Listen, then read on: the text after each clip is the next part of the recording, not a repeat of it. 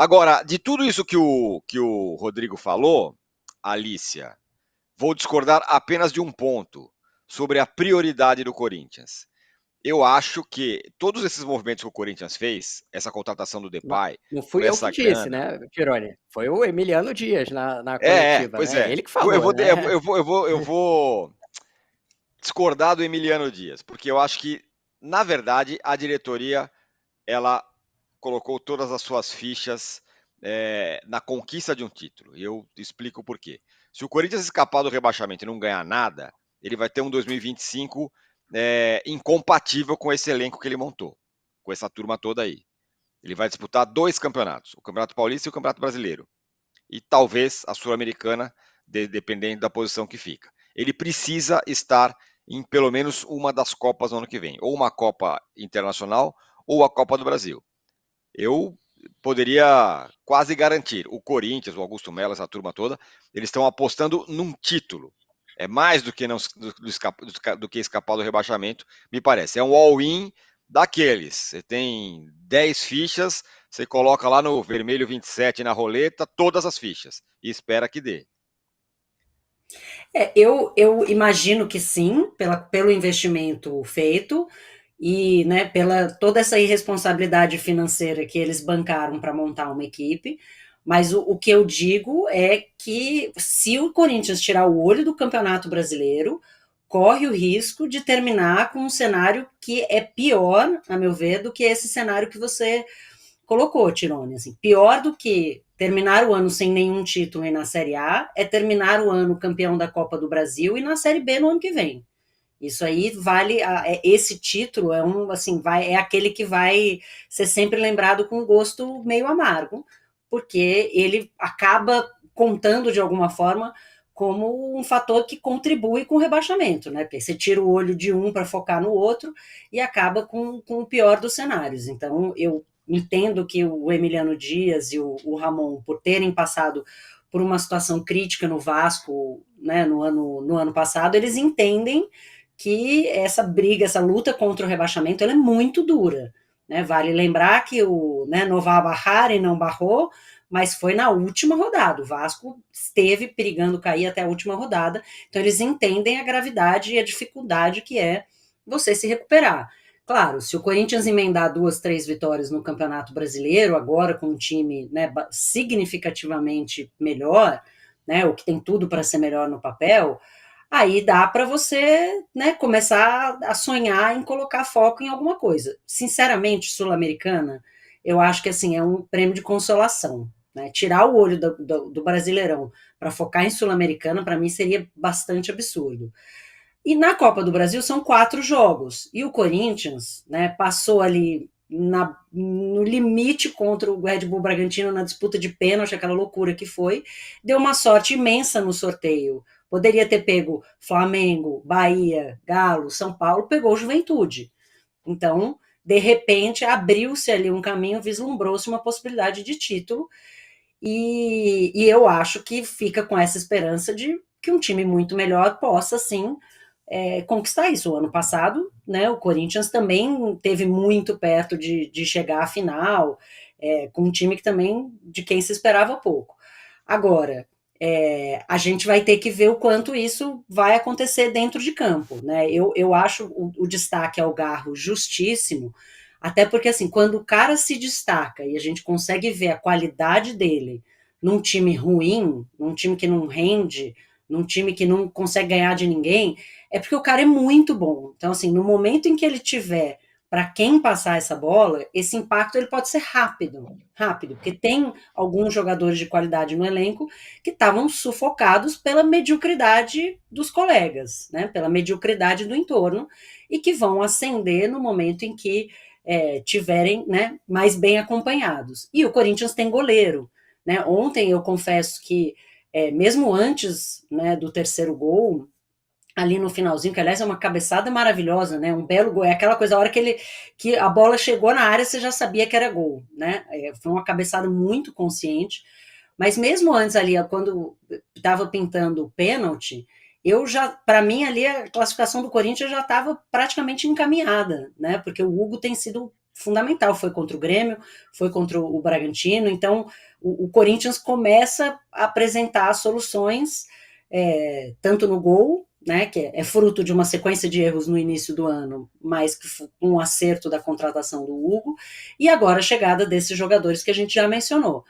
Mas não pode tirar o olho do Campeonato Brasileiro, né? Porque não é a situação do Fluminense, por exemplo, que de repente respirou e você olhava e falava assim, esse time está em franca evolução, esse time, não, desde que o Thiago Silva chegou, não toma mais gol, esse time vai melhorar e vai escapar. A gente não viu isso no Corinthians ainda, então acho cedo para, né, se sentir seguro.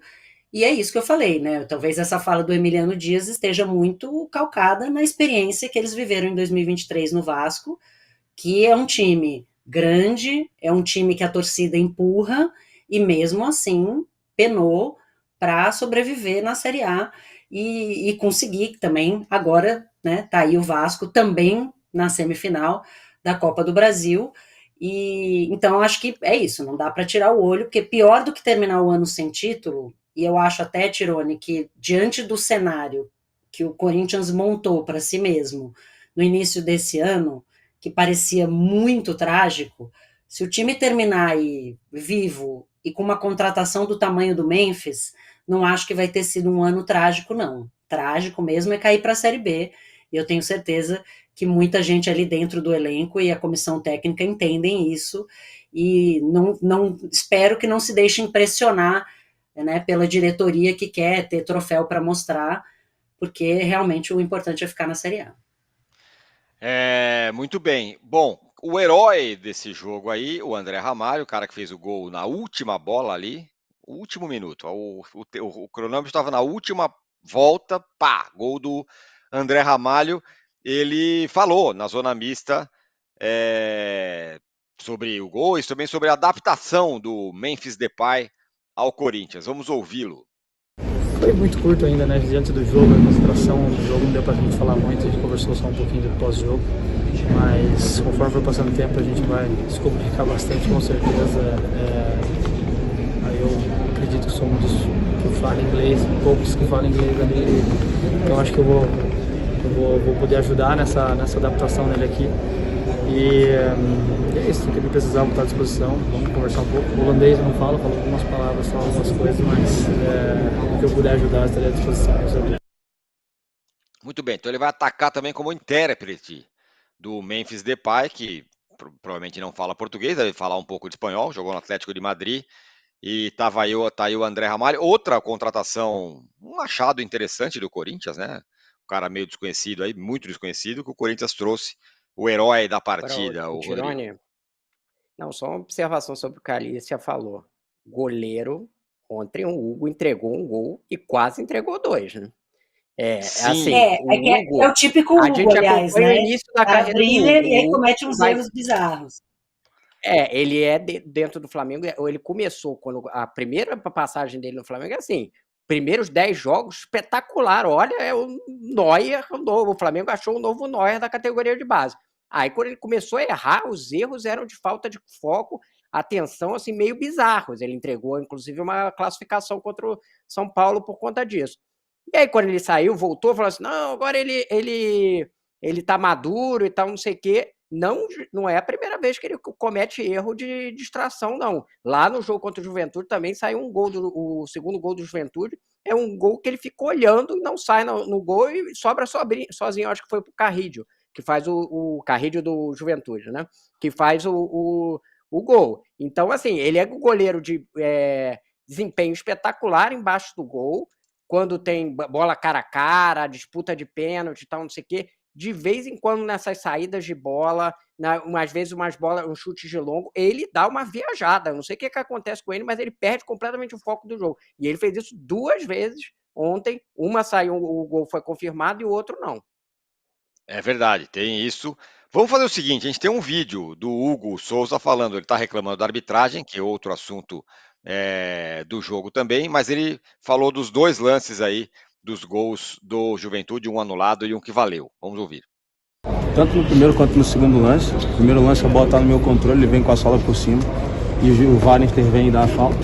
O segundo lance ficou muito claro as duas faltas, aonde o VAR intervém em 2 lances, mostra ao juiz 2 lances, ele mesmo assim mantém a decisão dele no gol. Ficou muito claro, né? Mas a gente tem que ressaltar o que a equipe fez dentro de campo. A gente tem que ressaltar a vitória de hoje, que foi uma vitória gigante, né? A gente soube jogar o jogo, a gente foi inteligente para jogar o jogo, a gente foi um time maduro, porque lances como esse mexe com a nossa cabeça, né? Que a gente sente um pouco que a gente tem que passar por cima não só do adversário, mas também de outras coisas além do que é o adversário. E a gente soube jogar o jogo, a gente soube lidar com essas situações e sair daqui com a classificação, que era o mais importante. Muito bem, tá aí então o Hugo falando sobre os lances, né? Teve um gol anulado, teve um gol validado. Na opinião dele, os dois deveriam ser anulados. A arbitragem do Wagner Magalhães é tragédia anunciada, né? O cara é anunciado como assim, é claro que vai ter confusão, é claro que teve. Não, Tirone, você achou que, independente se ele tivesse marcado para um lado ou para o outro, que ia ser um erro claro? Eu acho que os dois lances são discutíveis para um lado ou para o outro, não é? Não teria nenhum erro claro ele marcar ou não marcar. Eu até tenho minhas opiniões, acho que ele acabou acertando. Mas outra opinião contrária seria o quê? De qualquer jeito, o Hugo estava com a mão mole nos dois lances. Concordo com você. Ele abriu o segundo lance, inclusive, antes do Zé Marcos encostar nele, já está enfiando a bola para dentro praticamente. Ele se embola todo com a bola e joga. Aí ele toma o tranco. Eu também acho. Eu também acho que teria validado o primeiro outro gol, poderia ter sido considerado falha do Hugo Souza, como eu achei que foi no segundo gol, com falta ou sem falta, ele estava com a mão bem mole. Essa é uma questão do goleiro do Corinthians. O Rodrigo ressaltou bem, Alicia. Goleiro dos milagres, mas de altos e baixos muito, muito, muito salientes, assim. E os baixos ainda não foram vistos no Corinthians, né? Ou sei lá, talvez tenha tido alguma amostra ontem. Acho que assim, eles foram vistos, eles ainda não foram definitivos para causar uma desclassificação, enquanto os acertos, né, especialmente nas disputas de pênalti, foram fundamentais, né? Dá quase para a gente dizer que se não fosse pelo Hugo, talvez o Corinthians não tivesse avançado nas competições, avançado contra o Grêmio e contra o Bragantino. Assim, o Hugo foi fundamental. E ontem os erros dele poderiam ter sido fundamentais para a desclassificação, por sorte dele, não foram.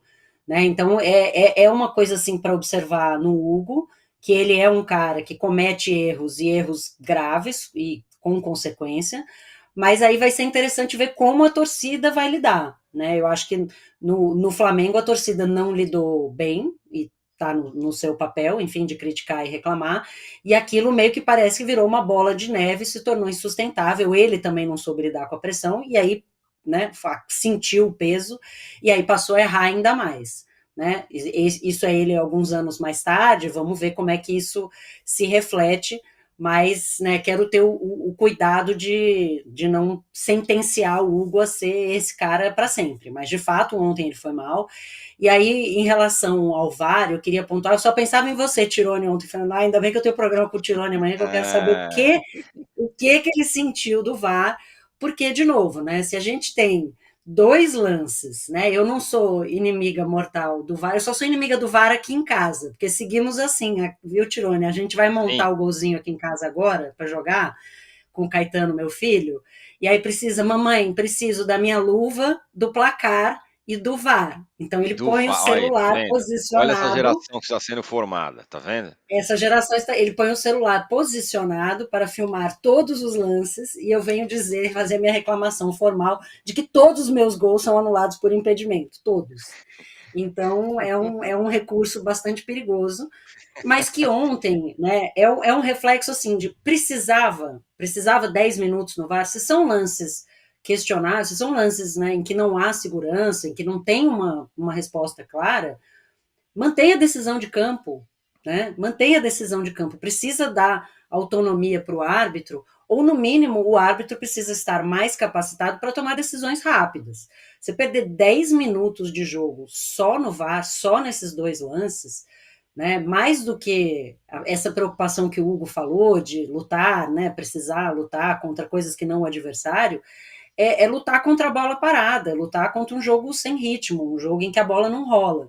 Né? Acho que até o Romero falou um pouco isso né, sobre a coisa do jogo picotado. Então é muito ruim que, já que tudo bem, a gente vai ter o VAR e o VAR vai ser intervencionista, que ao menos a arbitragem tenha condição de tomar decisões mais rápidas, porque a sensação que a gente tinha no segundo gol era aquela, de novo, né, de estar procurando alguma coisa para anular e ao mesmo tempo se sentir inseguro para anular um segundo gol, né, porque eu acho assim, se anulou o primeiro, poderia tranquilamente ter anulado o segundo, né, não tem uma clareza ali na decisão, e a gente não tem essa segurança. Você não tem essa segurança, porque a partir do momento que o cara precisa de 6 minutos para analisar um lance, deixa claro para a gente que ele também não tem segurança, né? Nem ele, nem a equipe de arbitragem como um todo.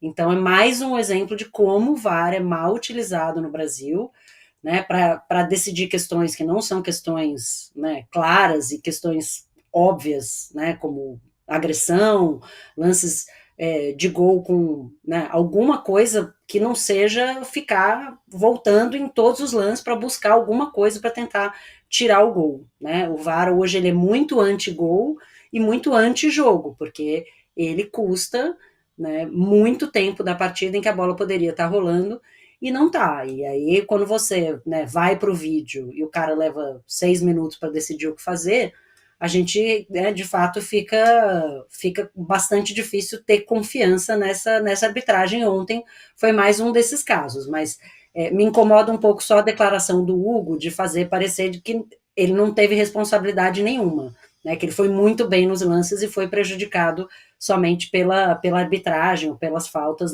supostamente não marcadas. Né? Acho que ele precisa também reconhecer que ele não foi bem. Mas, de novo, né, mais um elemento aí para o time Tirone contra o VAR. Ontem, certamente, dá para botar aí no seu dossiê e da luta contra o que se tornou o VAR no Brasil, que eu quero também tentar banir da minha casa, porque não tem condição. Não tem condição. Estou sendo muito prejudicada pela arbitragem. Esse combo, Wagner Magalhães mais VAR, esse combo, esse árbitro e o VAR, só faltava o cara do VAR ser o Wagner Hillway. Se fosse, meu amigo, aí ia ter 5 minutos de partida. O resto ia ser ele olhando o jogo no VAR. Porque o Wagner Magalhães, ele apita o jogo com a mão no ouvido o tempo todo, ouvindo o que os caras estão falando. Reparem, ele fica o tempo todo com a mão no ouvido, o tempo todo. Enquanto ele está apitando, ele está com a mão no ouvido. Ele é completamente sensível a qualquer coisa que o VAR fala. Se tivesse o Wagner Hillway no VAR, aí não teria jogo de fato. Então esse combo aí, Alicia, lamento, mas o Caetano vai exigir o VAR na sua casa eternamente quando tiver jogos com o Wagner Magalhães. Fala, Rodrigo. Ó, primeiro que eu ia comentar que o sobrinho do Tirone, ou enfim, afilhado, se usar o VAR, vai perder o chocolate pós-almoço, né? Não teria condescendência do Caetano, no caso da Alicia, né?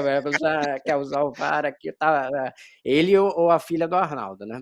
Enfim, mas, assim, eu concordei com a intervenção do VAR. Eu concordo com o que a Alice falou no princípio do uso do VAR, é excessivo, para muito jogo, concordo, mas ontem eu acho que era um lance que só dava para ver no VAR. Eu só consegui ver que o Hugo tem o controle da bola no primeiro lance, e na minha visão ele tem o controle da bola, no VAR, porque é uma coisa de milissegundo. E o segundo lance, a discussão não é bem a falta do Hugo, porque isso, quando ele olhou depois, ele falou, já interpretei isso aí. A discussão é a falta no Fagner, que foi falta, do próprio Zé Marcos, só que tinha um milissegundo ali de definição se o escanteio já tinha sido batido ou não, que foi o que ele ficou olhando. E era também um milissegundo. Aí eu também fiquei com a impressão que o escanteio não tinha sido batido e, portanto, não foi falta. Mas as duas são impressões. Eu acho que a interpretação diferente, como é muito milissegundo, poderia ser diferente. Mas eu acho que são coisas que só daria para ver na tela. Então, eu acho defensável o uso ontem do VAR. De qualquer jeito, em princípio, eu concordo com a Alicia que para demais e que os árbitros, a insegurança deles os leva a recorrer muito ao VAR. No caso de ontem, nos 2 lances de ontem, eu achei que só dava para ver mesmo no VAR. O Sai da Moita manda aqui uma mensagem para a gente falando: o garotinho Garro ontem comeu a bola. Dias está correto, o Emiliano Dias. Ninguém melhor que o técnico para falar sobre. 2 gols irregulares. Vamos salientar que o goleiro do Juventus, do Juventude também salvou. Não vejo como erro do Hugo. De fato, o goleiro do Juventude também jogou bem. e fez várias intervenções ali antes de tomar o terceiro, enfim, e o quarto Não, gols, nenhum poderia ter sido mais culpa fácil dele. a classificação do Corinthians, né? O gol poderia ter Sim, saído antes se não fosse o Gabriel, né? o segundo tempo foi completamente do Corinthians. Aliás, foi como jogo jogado, talvez foi um dos melhores jogos do Corinthians dos últimos tempos aí. O jogo contra o Flamengo foi um jogo muito brigado, tal, mas o de ontem de Não, domínio assim no segundo tempo do e Corinthians foi De mérito do volume de Emiliano jogo, Dias, né? a gente falou aqui do Jair, né? Mas o Emiliano Dias tirou um volante, o Raniel, e botou o Coronado para aumentar a pressão. Quer dizer, ele botou o time para frente, para ter mais gente ali na frente, e enquanto o Jair botou o time mais para trás. Até tentou corrigir depois, enfim, mas botou o time mais para trás. Então, acho que tem o mérito do Emiliano e do Ramon, né? Os dois, eles meio que são co-técnicos, digamos assim, isso. né? Não é nenhuma coisa de auxiliar e técnico, eles são técnicos juntos ali, é uma coisa meio NFL ali. Bom, sobre isso, então o Corinthians, independentemente do que aconteceu, no sufoco, na última bola tal, me parece que o Corinthians, pelo menos ontem, jogando melhor. Pode ter sido a vibe do Memphis, Depay e tal. Aí, a nossa enquete está falando sobre os adversários que o Corinthians pode enfrentar aí, quem enfrenta Corinthians e Vasco na Copa do Brasil, 52% acha que é Flamengo e Atlético, 23% acha que é Flamengo e São Paulo, 17% acha que é Bahia e Atlético e 8% apenas acha que é Bahia e São Paulo. E aí, ainda sobre o Corinthians, para a gente entrar no Vasco, queria saber dos dois. Dado o que foi visto ontem, o clima e parari, parará, o Corinthians, ele entra ou se coloca ou está mais perto de ser um candidato ao título? Está na semifinal. Olha, Tirone, eu acho muito difícil dizer que um time que está na semifinal não é candidato ao título, porque faltam 4 jogos, né? 4 jogos é possível de você se segurar, principalmente quando você retoma a força da sua casa. O Corinthians, né, tornando de novo a Neoquímica Arena num aliado, num grande aliado, né, com a força da sua torcida, agora com essa autoestima recuperada, esse ânimo recuperado, com a chegada do Memphis, com todas essas contratações, e agora com essa classificação, eu acho que o Corinthians tem total condição de brigar pelo título. Não é um time melhor do que o Flamengo, do que o São Paulo, do que o Bahia, mas é um time, né, que está numa ascendente nesse momento. Né? Tudo pode mudar a qualquer momento, mas é um time que está se fortalecendo e é um time que tem na sua torcida uma força muito grande para empurrar e conseguir vencer 2 jogos dentro da sua casa. Mas, de novo, né, dependendo de quem enfrentar, não vai ser favorito. Né? Contra o Vasco, acho que, né, seria um confronto mais pau a pau, mas contra, né, Flamengo ou Bahia, né, Atlético ou São Paulo não seria favorito, mas condição para brigar tem. Tem, Rodrigo? Não, condição para brigar tem, o Carlos falou, tá entre os 4, tem condição de título. Acho que ainda é inferior aos 4 times que Atlético Mineiro, São Paulo, Flamengo e Bahia. Então, esses times ainda são superiores ao Corinthians. Acho que o Vasco aí talvez tenha um nivelamento mais, porque o Vasco parece que já melhor armado há um tempo, mas tem jogadores bem inferiores aos do Corinthians, né? Então aí já é uma coisa mais equilibrada, né? Considerando quem ainda está na disputa do título. Agora, por exemplo, se a gente considerar o Corinthians teve 2 confrontos de mata-mata com o Flamengo em 2022, né? Perdeu os 2. No primeiro da Libertadores a gente viu uma diferença abissal entre os 2 times. No segundo, o Corinthians conseguiu fazer um jogo pau a pau com o Flamengo, a semifinal da Copa do Brasil lá de 2022, né? E com um time que era muito inferior a esse. Hoje eu acho que a diferença, por exemplo, estou comparando com o Flamengo, mas a gente pode comparar com outros times, é menor do que era anteriormente. Ele ainda está um patamar abaixo desses times, mas eu acho que a diferença é menor do que já foi há 1 ou 2 temporadas atrás, até porque trouxe um monte de jogador, botou muito dinheiro, e são jogadores de hierarquia, né? Como gostam de falar os técnicos que falam espanhol, né?